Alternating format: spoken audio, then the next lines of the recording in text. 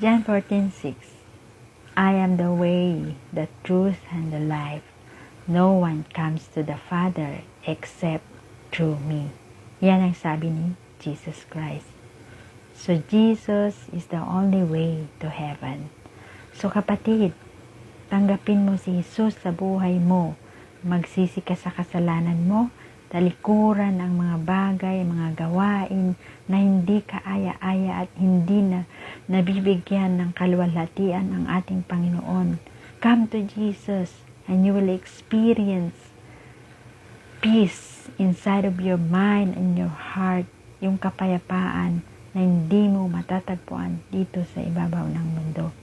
Na ang sabi sa John 14:27, kapayapaan ang iniiwan ko sa inyo. Yung kapayapaan na hindi mo matatagpuan dito sa mundo. Kaya huwag kang mabagabag at huwag matakot. Yan ang sabi ng Panginoong Jesus. Pag si Jesus Christ ang gawin mong Diyos sa buhay mo, ng hari, ang susundin mo yung kalooban niya, kapatid, magkakaroon ka ng kapayapaan na hindi kayang bilhin ng pera. Come to Jesus.